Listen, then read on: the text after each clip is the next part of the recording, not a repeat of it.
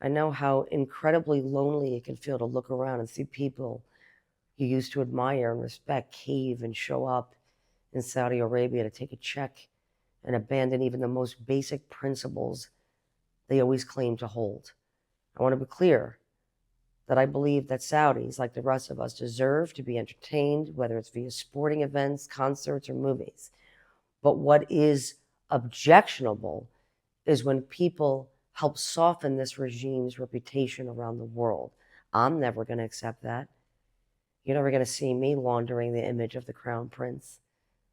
One of the most sinister things that MBS has done is to weaponize culture against the citizens of Saudi Arabia. He has weaponized it by lying to the world and telling them that because Saudis can go to concerts, the movies, and sporting events, somehow things have changed significantly with respect to human rights in Saudi, when they haven't. And in many areas, things have just gotten worse.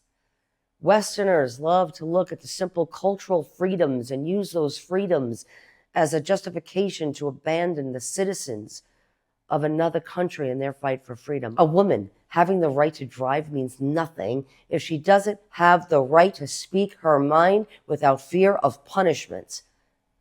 A Saudi man being able to go to a concert and watch his favorite DJ means nothing if he gets thrown into prison and tortured for simply retweeting a tweet about human rights in Saudi Arabia. We'll present a video by Leah Remini. I don't know if some know her. She's a very famous actress, and she's been amazing. She's been an amazing ally. So during the time when Mohammed bin Salman was really buying influencers and actors and the Hollywood industry, she was one of the only ones willing to speak up for women in Saudi Arabia, including for my sister and Salma Shihab. She's been really an incredible ally, and she has gotten so much backlash, and she has not stopped. And now she's also an ally for our bigger fight, that is democracy for Saudi Arabia.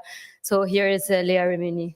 Thank you, Lina, for your gracious introduction. I want to let you know that your extraordinary bravery blows me away, and I am honored to share the stage with you. And thank you to the board and staff of the Arab Rights and Research Center for inviting me to speak today at the Quest for Democracy in Saudi Arabia conference.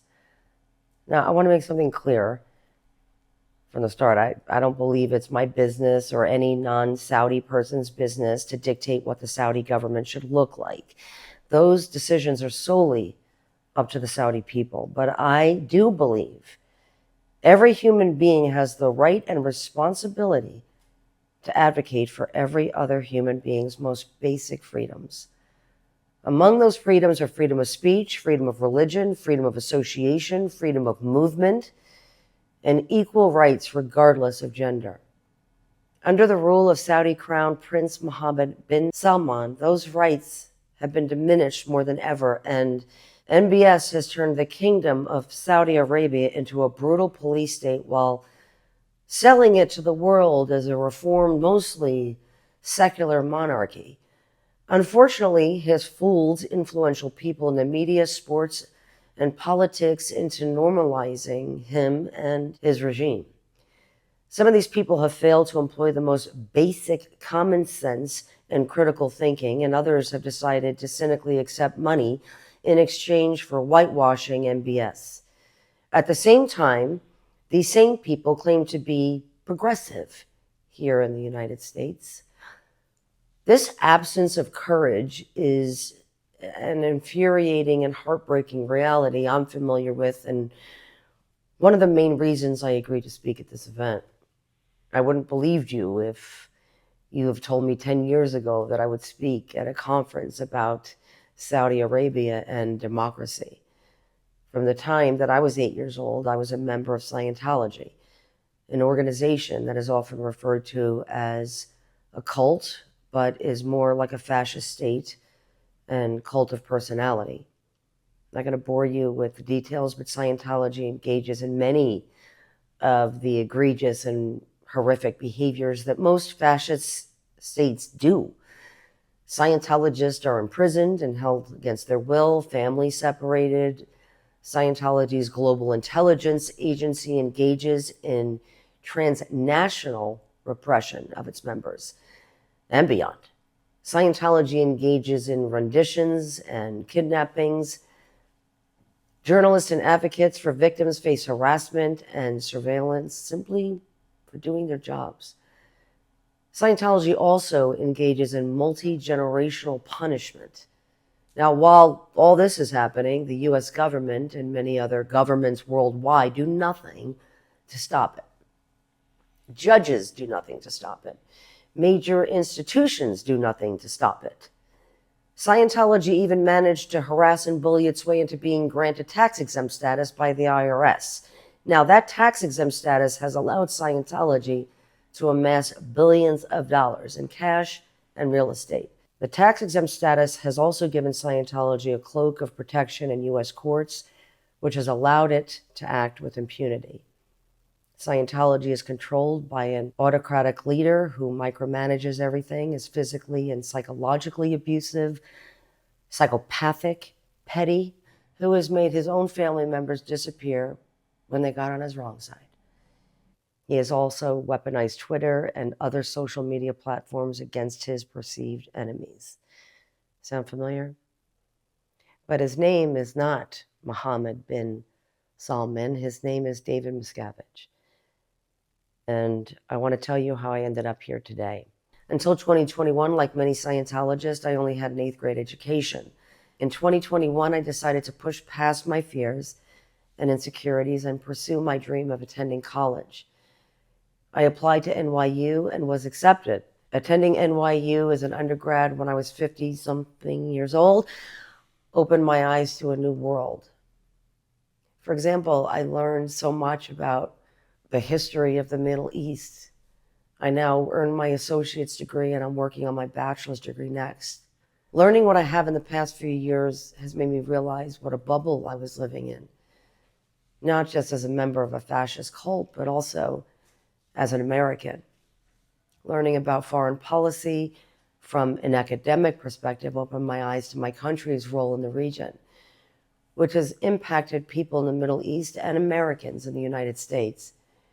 For example, the Iraq War and all of the mistakes made along with it have contributed significantly to the destabilization of the region, but also left our soldiers returning home as veterans in a state of crisis without proper medical care, housing, or mental health care.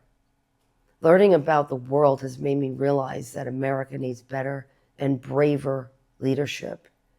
And we desperately need basic human decency in our leaders. We don't all live by the values we preach to other countries in the world. The world desperately needs leaders. Leaders don't need to have a formal education or authority. You don't need to know political systems inside and out. After all, our politicians don't know these systems inside and out. I have learned over the years that when actors and other celebrities speak out on issues unrelated to the entertainment business, some will tell us to shut up and stay in our lane. I will never accept that premise. Our lane is to use our privilege and platforms to speak out on important issues. I'm reminded of lessons like this when I speak out on issues not related to Scientology.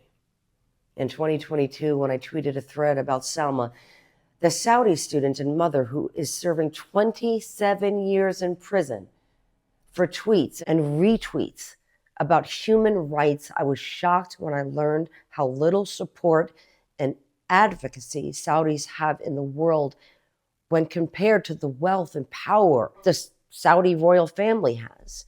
After Jamal Khashoggi was murdered in the Saudi consulate in Turkey, I know some of you were cautiously optimistic after MBS faced a massive fallout for his direct involvement in this operation.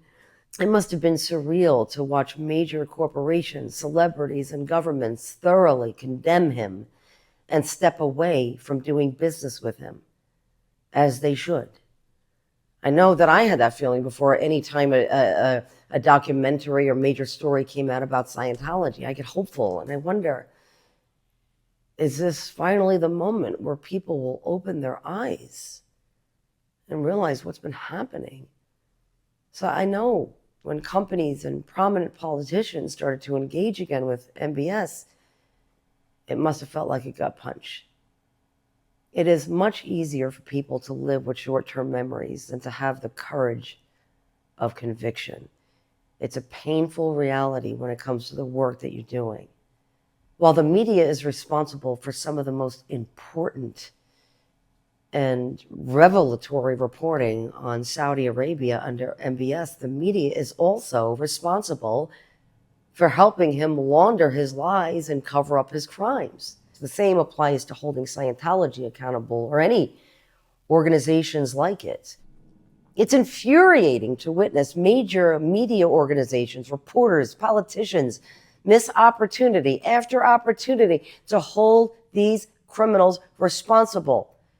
Reporters who are otherwise intelligent and intellectually curious barely ask a single tough question when they're sitting before MBS or one of his corrupt cronies.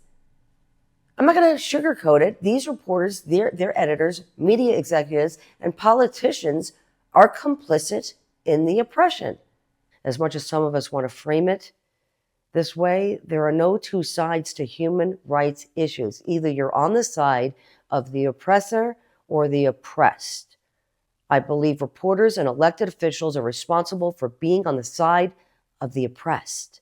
We must realize that while thinking of the bigger picture is essential, yes, we all have to call out these reporters, politicians, and other enablers, and sometimes call them out publicly. Now, I've worked hard over the years to push reporters and other advocates to use the appropriate terms and language when talking about Scientologists and oppressors like it. It sounds like a simplistic, obvious message, but it's critical. Language matters. And when people don't use the correct terms and language, they almost always aid the oppressor rather than the oppressed. One example of the misuse of language is how they refer to those who stand up against autocrats. While preparing for the speech, I Googled some of your names and other names of Saudis like Jamal. And what showed up was very familiar to me. Many of you, including Jamal, were referred to as critics. I'm often called a critic. And every time I stop the interview and I correct them, when someone calls us critics, they make it seem like what we're fighting against and fighting for, the end of oppression and a demand for fundamental human rights and freedoms, is a matter of opinion. It is not. The crimes we talk about, whether under MBS, David Miscavige, or any other dictator, are matters of fact. The rights we demand should be considered essential and universal, not extraordinary and unusual. Restaurants have critics, movies have critics. I am not a critic, and none of you are critics. You are patriots. You love your country so much that you're willing to make enormous sacrifices so that it can realize its best days. That is what patriotism is all about. To call someone like Jamal, who sacrificed his life for his country, a critic, is insulting to the highest. To refer to Lina and her sister Loujain as critics after all they have faced, including horrific torture, is disgraceful. So in the future, when someone refers to you as a critic, stop them and correct them. After you do, most people will think about your corrections and some will reorient how they look at you in the future, which means their readers, viewers, and the world will look at you differently. I know how incredibly lonely it can feel to look around and see people you used to admire and respect cave and show up in Saudi Arabia to take a check and abandon even the most basic principles they always claim to hold. I want to be clear that I believe that Saudis, like the rest of us, deserve to be entertained, whether it's via sporting events, concerts, or movies. But what is objectionable is when people help soften this regime's reputation around the world. I'm never going to accept that. You're never going to see me laundering the image of the Crown Prince. One of the most sinister things that MBS has done is to weaponize culture against the citizens of Saudi Arabia. He has weaponized it by lying to the world and telling them that because Saudis can go to concerts, the movies, and sporting events, somehow things have changed significantly with respect to human rights in Saudi, when they haven't. And in many areas, things have just gotten worse. Westerners love to look at the simple cultural freedoms and use those freedoms as a justification to abandon the citizens of another country in their fight for freedom. A woman having the right to drive means nothing if she doesn't have the right to speak her mind without fear of punishment. A Saudi man being able to go to a concert and watch his favorite DJ means nothing if he gets thrown into prison and tortured for simply retweeting a tweet about human rights in Saudi Arabia. I'm going to continue to call out all of these behaviors, which only lead to Saudis having less freedom and MBS getting away with murder, literally. I want to end my remarks by reminding you of a simple truth. It would be much easier for all of you to move on with your lives and not fight for democracy. Most people wouldn't blame you for stepping away from your work because you have suffered enough. But instead, you've chosen to stick with it. You've decided to put up with the harassment, surveillance, and worse, to do what's right. You've made significant sacrifices to fight against a man with over $1 trillion at his disposal, a massive intelligence apparatus, one of the largest militaries in the world, and major global powers like the United States standing beside him. I know it can feel lonely and thankless as you do this work, so I want to tell you how grateful I am for your dedication and sacrifice, and remind you that the sacrifices that you and your family members have made have not gone unnoticed. You will be remembered as people who have stood up for freedom when so many have stayed silent. Thank you.